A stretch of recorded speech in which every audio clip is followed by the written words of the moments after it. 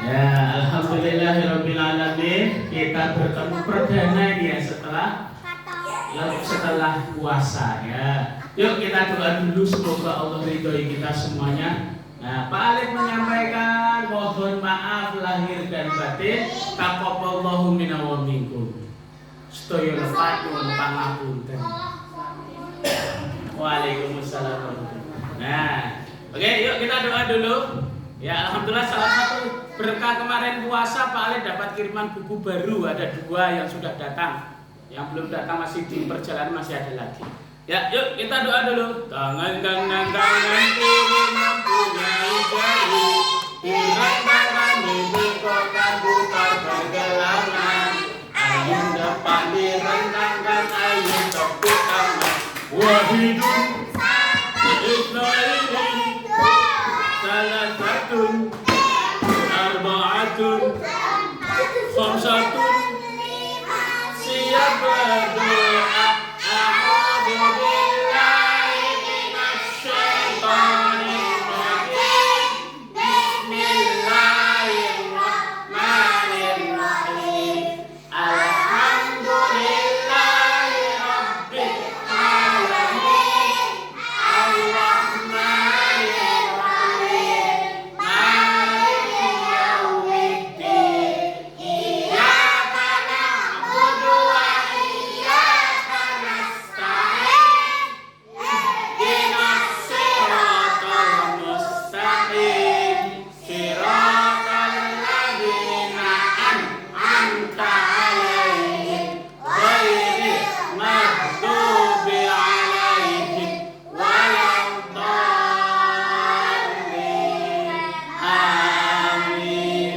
Raditu billahi rabban wa bil islami dinan wa bi Muhammadin nabiyya wa rasulah. Rabbi zidni ilma warzuqni fahma. Amin ya rabbal alamin. Ya, ini Pak Alif atas nama Rumah Peradaban Esensi Salsabila Purworejo. Jadi nama rumah peradabannya yang Pak Alif daftarkan di Kitulus ini namanya Salsabila Purworejo. Karena Pak Alif sekolahnya ngajar di Salsabila, maka Pak Alif pakai nama Salsabila. Busurnya Pak Alif pertama yang untuk panahan juga namanya Salsabila. Maka emailnya namanya Salsabila Archery. Oke. Buku yang ini Pak Alif dapatkan untuk Salsabila ini namanya 64 Nabi dan Rasul. Kalau kalian yang kemarin udah dapat Rasul Teladan Utama, Ratu terkenalnya namanya Ratu. Yuk kita buka unboxing. Dedeng.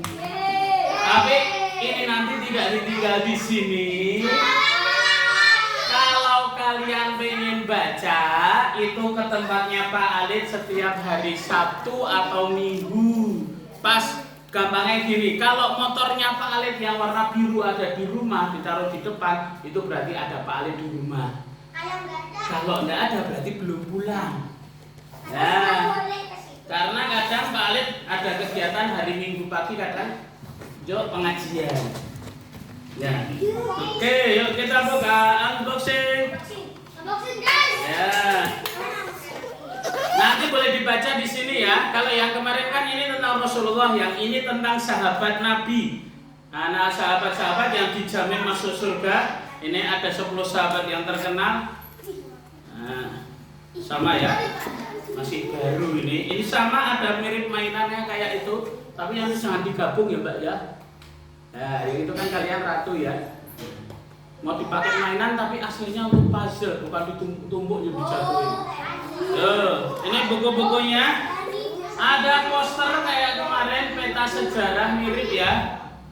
Yuk kita akan bicarakan buku pertama dulu. Nanti kalian boleh baca, buka sendiri.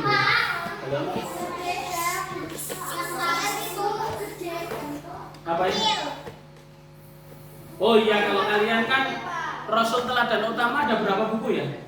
Ini 13 deh. Orang urut ini 14. Habis 13 14 orang urut. 13 14 12 11 9, 8, 7, 6, 5, 4, 3, 2, 1. Nah, nanti kalau kalian mau buka, boleh dibaca di sini ya. Yuk, kita mulai buka yang pertama. Boleh dibuka. Yang penting jangan dirusak bukunya. Karena ini namanya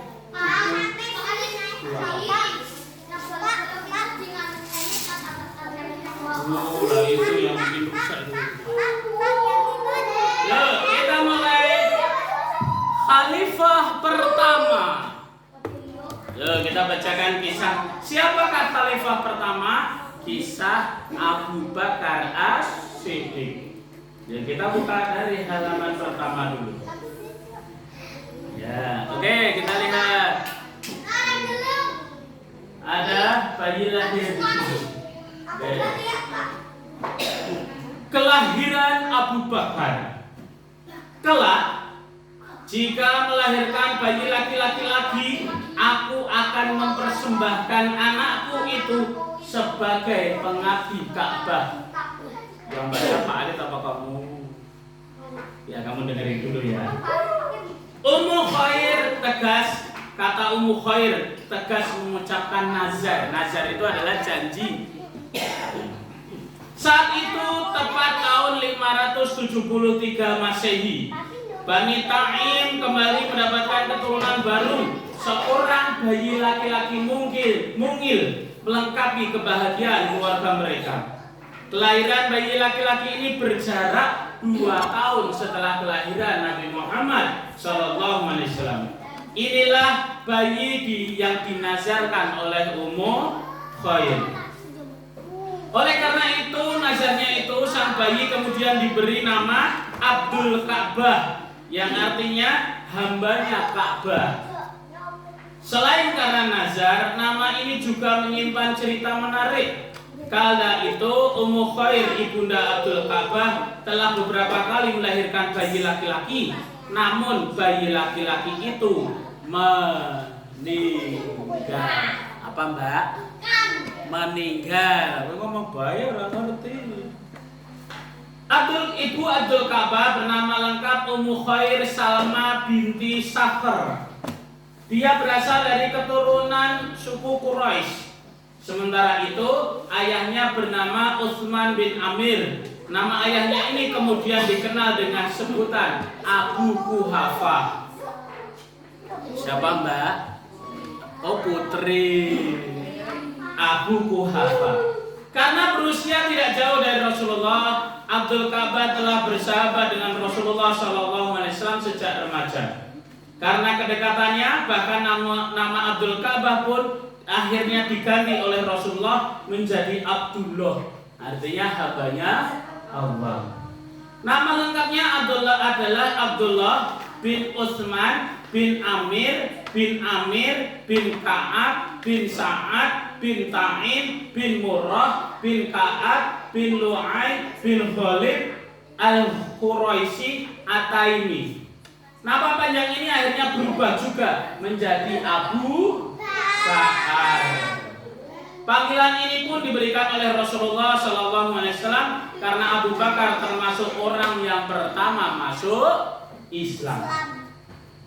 Abu Bakar dikenal sebagai pribadi yang berakhlak mulia, sosoknya menyenangkan, dia suka membantu sesama. Dia pun jujur dalam setiap perkataannya dan baik pergaulannya. Sikapnya selalu tenang sehingga tidak mudah terpengaruh perbuatan yang menyesatkan. Mengenai pergaulannya, Aisyah putri Abu Bakar bertutur. Aisyah siapa, Dek? Aisyah siapa? Putrinya Abu Bakar yang nantinya dinikahi oleh Rasulullah SAW. Abu Bakar tidak pernah meminum minuman keras, baik pada masa jahiliyah maupun saat dan setelah Islam disyariatkan. Padahal waktu itu penduduk Mekah umumnya hanyut dalam pesona khamr dan mabuk-mabukan. Abu Bakar sendiri pernah ditanya tentang khamr yang memabukkan itu. Apakah engkau pernah meminum khamr pada masa jahiliyah? Aku berlindung kepada Allah, jawab Abu Bakar santun. Mengapa? Desa orang itu bertanya. Aku menjaga dan memelihara kehormatanku. Meminum khamr akan menghilangkan kehormatanku, gagas Abu Bakar. Demikian teguhnya Abu Bakar mempertahankan kehormatan dari kejahiliahan masyarakat Mekah saat itu. Saat kecil, Abu Bakar tumbuh sebagaimana umumnya anak-anak di Mekah. Yang membedakannya adalah karakter. Apa itu karak? Sing dimakan. Ya, nek karak yang dimakan kayak digoreng ya namanya. Karak. Sejak kecil Abu Bakar dikenal sebagai anak yang baik, jujur dan lemah lembut. Sifatnya ini membuat orang selalu menyukainya. Setelah dewasa, Abu Bakar memilih pekerjaan sebagai pedagang pakaian. Itu tulen pakaian ini. Lagu jilbabnya dibenak-benak deh. Abu Bakar adalah seorang pedagang yang disiplin. Sifat ini pula yang membuat usaha dagangnya semakin berkembang. Abu Bakar pun menjadi pengusaha kaya raya. Walaupun berlimpah harta, Abu Bakar tidak pelit. Dia sangat dermawan. Lantas, bagaimana ya pendapat Rasulullah SAW tentang Abu Bakar? Ini ada catatan kaki di sini, hadis riwayat Tirmizi. Sejak kecil, Abu Bakar dikenal memiliki akhlak yang baik, jujur dan lemah lembut. Kemuliaannya bagi kita sekiranya kita pun memiliki akhlak yang baik. Rasulullah SAW bersabda, tidak ada sesuatu pun yang lebih berat dalam timbangan seorang muslim pada hari kiamat kecuali akhlak yang baik. Adik-adik, ada akhlak yang baik apa deh kira-kira? Ada. Apa itu? Contohnya paling gampang, ngomong sama orang yang lebih tua tidak teriak-teriak. Jadi temen ini sering ketemu temen yang paling kaget lagi sholat, assalamualaikum warahmatullahi wabarakatuh. Dong, malah dipukul ya Allah, kaget acaranya siapa? Coba nang ngarep salaman. Ya, oh pernah ya? Nah itu akhlak yang baik tak kira-kira? Coba bayangkan kalau palet itu sakit jantung deh. Meninggal deh nanti. Telah meninggal dunia dengan tidak tenang karena kaget. Arab tidak salaman, walau kan masa kita. Nah, semoga Allah lindungi kita dari hal yang jelek itu semuanya. Itu salah satu karakter deh, akhlak yang baik, ketawanya nggak seperti itu. Nah, Rasulullah kalau ketawa itu paling sering itu jarang kelihatan giginya. Kalau kelihatan giginya cuma sedikit sekali, dan juga ketawanya tidak terbahak-bahak.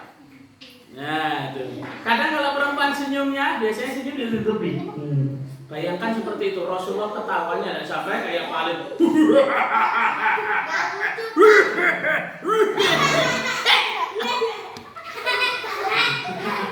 Oke, ya itu ya. Semoga Allah ridhai kita semuanya. Allah mudahkan kita masuk surga Firdaus.